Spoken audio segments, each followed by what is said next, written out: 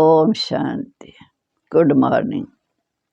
आज हम सुनते हैं 28-22 के अनमोल मधुरमा वाक्य। आज मंगलवार। प्यारे बाबा हमारी सब मनोकामना पूर्ण करते हैं। बाबा कहते जितनी एक बाप की महिमा है इतनी और किसी की हो नहीं सकती, क्योंकि बाप बहुत दूर से कहाँ से आते हैं पढ़ाने, परम धाम से, सूर्य चांद तारा गण से भी पार।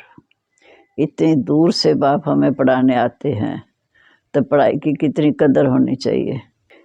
बाबा कहते तुम्हारा ये सेवा स्थान गली गली बनेंगे ताकि सारे विश्व के आत्मा को संदेश मिल सके।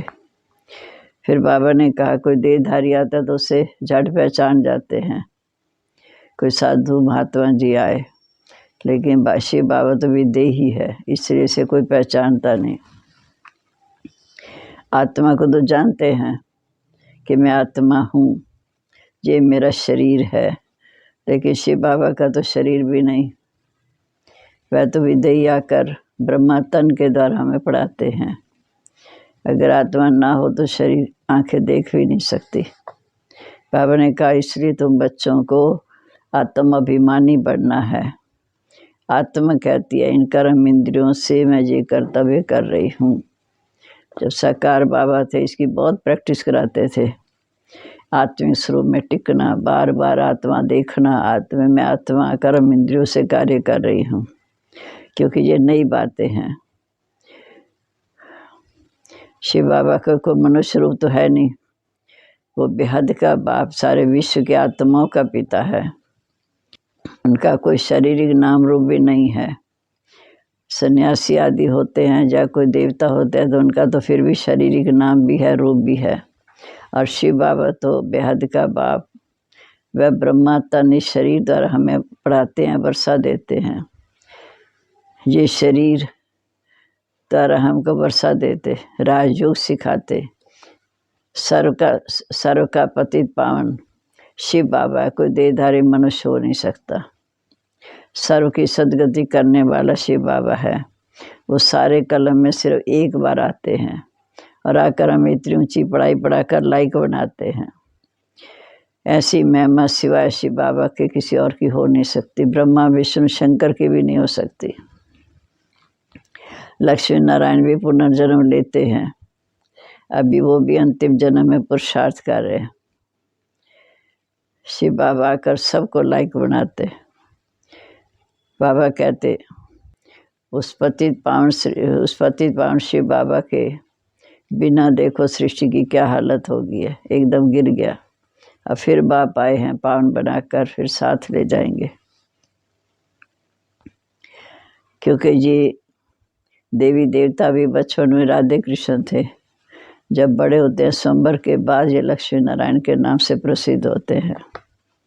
बाबा ने कहा अब तुम जान गए हो कि पतित पावन एक शिव बाबा, वो आकर हमें ये सिखाते हैं कि घर गृहस्थ में रहकर जीवन कमल फूल समान पवित्र बनाना है।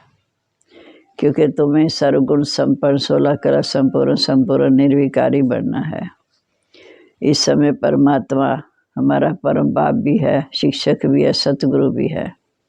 वो आकर हमें अपना बनाकर, शिक्षा देकर, लायक बनाकर फिर साथ ले जाते हैं। ऐसी महिमा विश्व के अंदर और किसी की हो नहीं सकती, क्योंकि वही ज्ञान का सागर है। वही आकर हमें इतनी ऊंची शिक्षा देते। जो हम शिवलिंग देखते हैं ये तो उनके यादगार चिन्ह है, वास्तव में तो शिव बाबा ज्योति बिंदु है। वे आकर हमें इस समय सत्य धर्म की स्थापना कर अनेक धर्म का विनाश कराते हैं। अर्थात आदि सनातन देवी देवता धर्म जो प्राय लोप हो गया, उसकी आकर फिर से स्थापना करते हैं। इस समय शिव बाबा आकर प्रजापिता ब्रह्मा के द्वारा 3 धर्म की स्थापना करते हैं। ब्राह्मण धर्म सबसे ऊंचा हीरे तुल्य है। उसके बाद देवता और क्षत्रिय 3 धर्म की स्थापना इस समय आकर करते हैं। वो आकर हमारा जीवन कितना लायक बनाते हैं, और लायक बनाकर हमें सर्वगुणों से संपन्न बनाते हैं। अब हम उनके मधुरमा वाक्य सुनते हैं कि बाबा हमारे सामने कैसे हमारी मनोकामना पूर्ण करते हैं। बाबा कहते मीठे बच्चे, एक बाप ही है जिसकी अपरंपार महिमा है। बाप जैसी महिमा और किसी की हो भी नहीं सकती। प्रश्न है, तुम बच्चों को इस पढ़ाई का बहुत बहुत कदर होना चाहिए। क्यों? क्योंकि सारे कलम में एक ही बार बाप परमात्मा परम धाम से पढ़ाने आते हैं। मनुष्य पढ़ने के लिए भारत से विदेश जाते कोई बड़ी बात नहीं, जहाँ तो पढ़ाने वाला कितनी दूर से आता है। तो बच्चों को पढ़ाई का बहुत बहुत कदर होना चाहिए। थोड़ी दिक्कत भी हो तो हट जानी। तुम्हारे स्कूल तो गली गली बनने चाहिए, नहीं तो इतने सब पढ़ेंगे कैसे। बाबा का परिचय तो सबको मिलना ही है। ओम शांति। मीठे मीठे बच्चे कहते हैं, ये कौन है? ये कोई साधु सन्यासी मनुष्य नहीं। मनुष्य को तो हम पहचान ले, फालतू सन्यासी आया, फलाना सन्यासी आया, नाम लेकर कहेंगे फलाना महात्मा आया। ये सिर्फ बच्चे जानते हैं। बाबा कहा जाता है आत्मा को। आत्मा ही सब जानती है। आत्मा ही कहती है ये फलाना, ऑर्गन्स द्वारा जानती है। अगर आत्मा ना हो तो ये आंखें देख भी ना सके, काम कर ना सके। अब तुम बच्चों को आत्म अभिमानी बनाया जाता। आत्मा कहते इन कर्म इंद्रियों से फलाना कर्तव्य करता हूँ। वास्तव में आत्मा मेल है, न कि फीमेल। मेल है तब सब कहते हैं आत्मा रूप में भाई भाई। अब तुम नई बातें सुनते हो। ये कौन आया? उनका कोई अपना मनुष्य रूप नहीं है। तुम जानते हो बेहद का बाप शिव बाबा, जो इनके द्वारा हमें समझाते हैं। ऐसे नहीं कि फलाना सन्यासी, उनकी आत्मा बोलते नहीं। मनुष्यों का नाम रूप पे अटेंशन जाता। तुम्हारी बुद्धि समझती हमारा बेहद का बाप है। ये शरीर द्वारा हमें अपना वर्षा देते, ब्रह्मा तन के द्वारा हमें अपना वर्षा देते, राजयोग सिखाते। वो है सबका बाप, सर्व का पतित पावन। सिर्फ मनुष्यों का नहीं, 5 तत्वों का भी है, उनको भी सत्व प्रधान बनाते। सर्व की सदगति करने वाला ऊंचे से ऊंचा बाप। सृष्टि में महिमा करने लायक भी एक बाप है, दूसरा कोई नहीं। ना ब्रह्मा विष्णु शंकर की महिमा कर सकते। उनका बर्थडे मना कर क्या करेंगे। लक्ष्मी नारायण जिसका कंबाइंड रूप विष्णु है, जो हमारा इस समय जीवन का लक्ष्य है। लक्ष्मी नारायण पुनर्जन्म लेते लेते इस समय अंतिम जन्म में है। ब्रह्मा सरस्वती, फिर शिव बाबा लाइक बना फिर से ऐसा देवता बनने के लिए। इस समय शिव बाबा लाइक बना रहे हैं। बरसा सर्व का सदगति दाता है शिव बाबा। उस पतित पावन बगैर सृष्टि का देखो क्या हाल हो गया। देह अभिमान में आकर गिरते गए। कृष्ण के भक्तों से पूछो तो कहेंगे कृष्ण ही कृष्ण है। राधे के पुजारी से पूछेंगे तो वो भी कहेंगे राधे ही राधे। हनुमान के पुजारी कहेंगे हनुमान है, जिधर देखो हनुमान है। परंतु नहीं, बाप अपनी महिमा स्वयं तो नहीं करेंगे, अपन उनके पाठ से जो सिद्ध होता है। और कोई की ऐसी महिमा हो नहीं सकती जितना ऊंचा कार्य बाप करते हैं।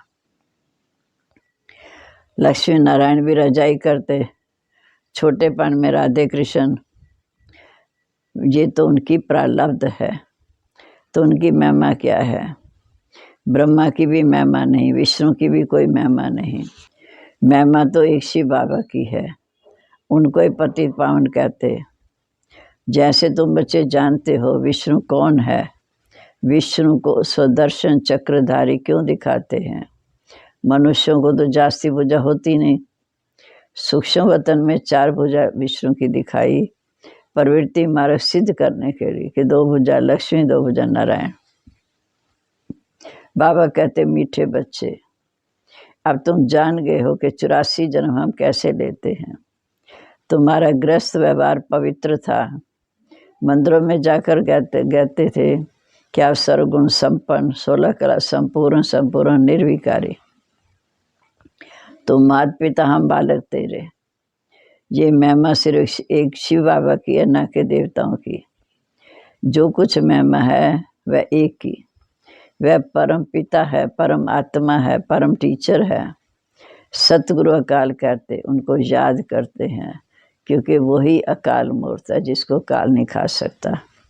शिव बाबा को बैल पर दिखाते, फिर अकाल तख्त दिखाते। अब ये बैल माना जानवर पर सवारी तो नहीं करेंगे। शिव बाबा मंदिर में जो रखते हैं वह तो उनका यादगार चिन्ह है। ये ज्ञान सागर पतित पावन, उनको तो मनुष्य तन चाहिए जिसके द्वारा आकर हमें ज्ञान दे। तुम बच्चे जानते हो कि उनका तख्त ये ब्रह्मा भ्रिकुटी है। धर्म स्थापक की क्या महिमा, वह तो सिराकर धर्म स्थापन करते, वह किसी को जीवन मुक्ति नहीं दे सकते। मनुष्य कहते मोक्ष मिले, हम जन्म मरण के चक्कर में आए ही नहीं, लेकिन वो तो हो नहीं सकता। हर एक को अपना पाठ बजाना है।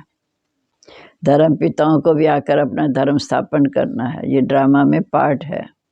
जो भी आते हैं उनका पुनर्जन्म तो होना ही है।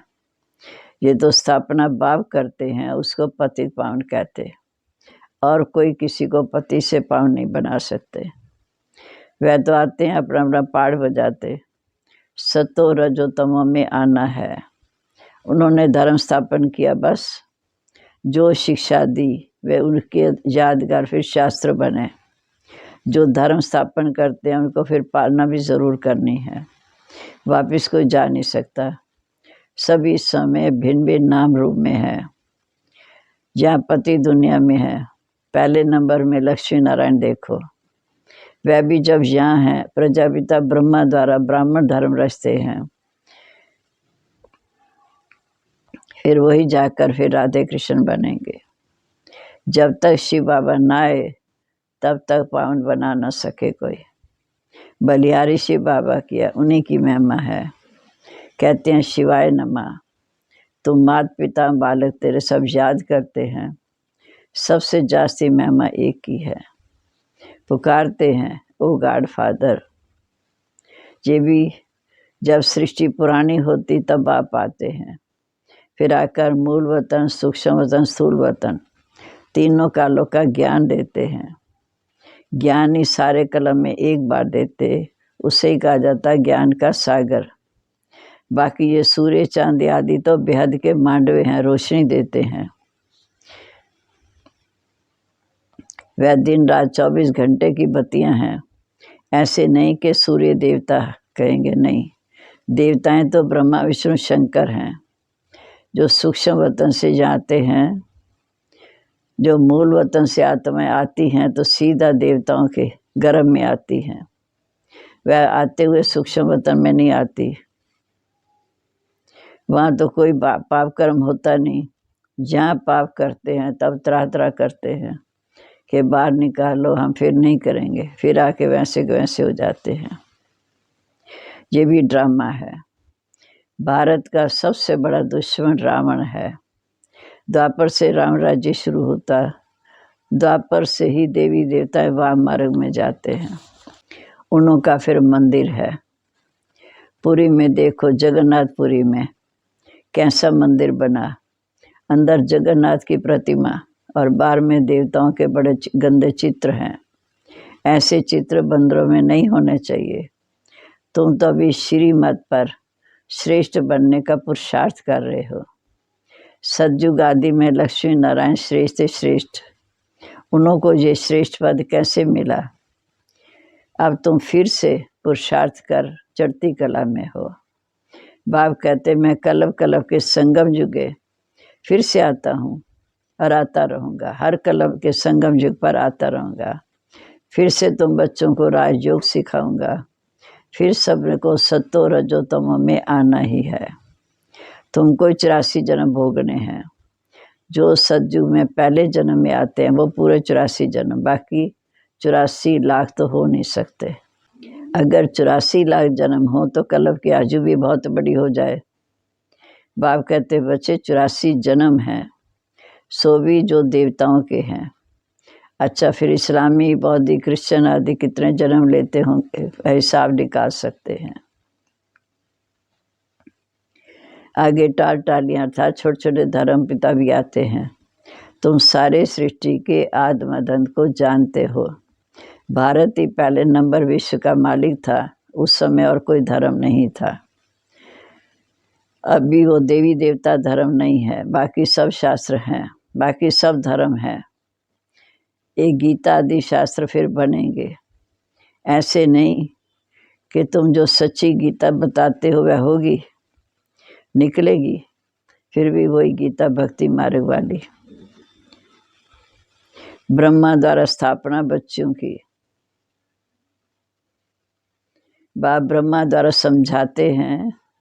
अब बराबर ब्रह्मा द्वारा भगवान की प्राप्ति होती। बाबा कहते ये सब भक्ति मार्ग है। मेरी प्राप्ति तब होती है जब मैं सृष्टि पर आता हूँ। यही भारत अविनाशी खंड है। भारत ही कितना सोकार था। सोमनाथ का मंदिर देखो कितना बड़ा सुंदर बनाया, सब लूट कर ले गए। बिरला के पास बहुत पैसे हैं, कितने बड़े मंदिर बनाते हैं। बाप कितना अच्छी रीति समझाते हैं, ये बातें और कोई समझा न सके। ज्ञान सागर बाप जब बच्चों को समझाए तब बच्चे समझ जाते हैं कि ये कौन पढ़ाते हैं।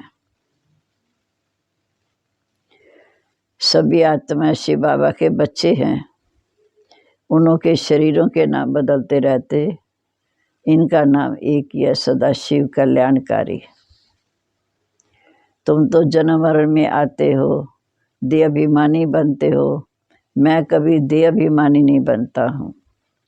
बाप है ही फॉर एवर देही अभिमानी, क्योंकि अब पुनर्जन्म में नहीं आते। शिवरात्रि मनाते हैं, परंतु रात्रि का अर्थ कोई समझ नहीं सकते, कितनी भूले हैं। अब यह रात और दिन, अब यह रात फिर होगा दिन। कलयुग अंधेरी रात, सतयुग त्रेता दिन। अब कलप का अंतर था, रात पूरी हुई, सतयुग त्रेता दिन।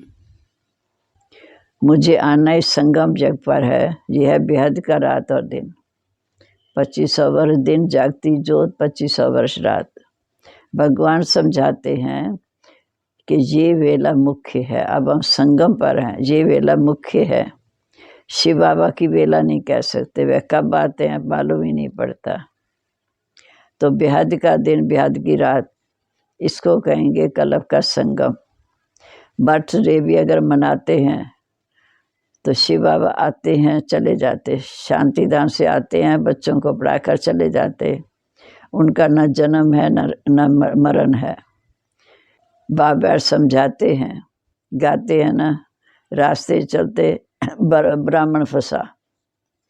इस बाबा को थोड़ी पता था, अचानक प्रवेशता हो गई।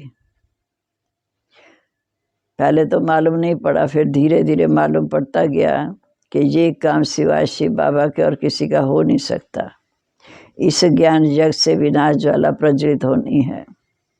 बेहद के जग से बेहद की सामग्री सा होनी है। बेहद के जग में बेहद की अर्थात सारे विश्व की सामग्री स्वा होनी है। सिर्फ आत्माएं चेतन वो शांति धाम चली जाएंगी। बेहद के बाप ने ये जग रचा, इसके बाद कोई जग नहीं रचा गया। भक्ति मार्ग ही खलास हो जाएगा, भक्ति मार्ग ही खलास हो जाएगा। ये नॉलेज बुद्धि में रखनी चाहिए। पढ़ने के लिए तो आना ही पड़े। थोड़ी दिक्कत होती है, मनुष्य पढ़ने के लिए भारत से लंदन अमेरिका जाते हैं। ये तो क्या, बाप कहते मैं कल्लभ के संगम युग पर परम धाम से तुम्हें पढ़ाने आता हूँ। तो तुम बच्चों को पढ़ाई का कितना कदर होना चाहिए। आगे चलकर तुम्हारे स्कूल गली गली बनेंगे, नहीं तो सब कैसे पढ़ेंगे। बाप का परिचय तो सबको मिलना ही है। अच्छा जी, मीठे मीठे सिक्के लदे बच्चों प्रीत, माता पिता बाप दादा का याद प्यार, गुड मॉर्निंग। रूहानी बाप की रूहानी बच्चों को नमस्ते।